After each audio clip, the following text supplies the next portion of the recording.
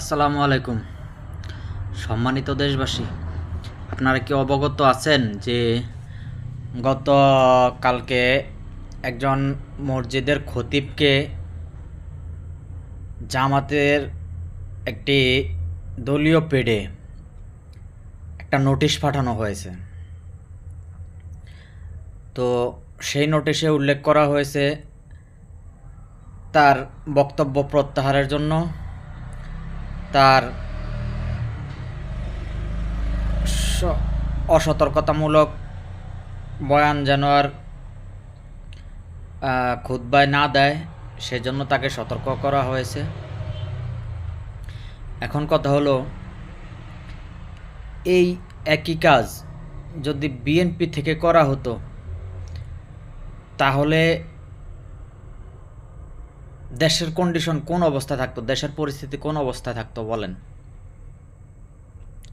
একজন মসজিদের খতিবকে একটা রাজনৈতিক দল যদি রাজনৈতিক দলীয় পেডে যদি নোটিশ পাঠায়, তাহলে সেই খতিবের আশ্রয়স্থল কোথায়?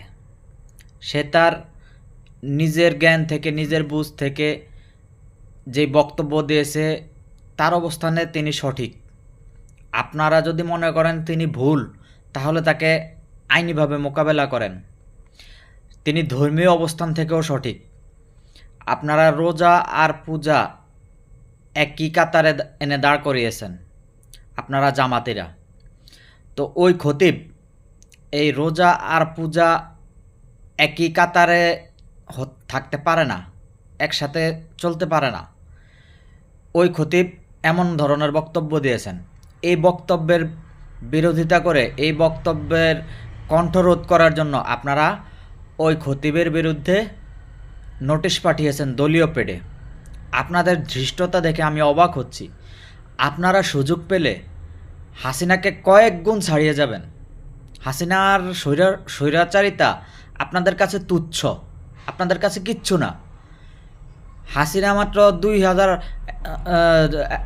1684 জন মানুষকে শহীদ করে ক্ষমতায় থাকতে চেয়েছে, আর আপনারা 30 লক্ষ বাঙালিকে শহীদ করে পাকিস্তানিদেরকে ক্ষমতায় রাখতে চেয়েছেন। তাহলে আপনারা হাসিনার চেয়ে কোনো অংশে কম না, আপনারা হাসিনার চেয়ে কয়েক হাজার গুণ এগিয়ে আছেন। আর এই যে তৌহিদি জনতা নাম জপেন, আসলে যদি বাস্তবে তৌহিদি জনতা থাকতো তাহলে কি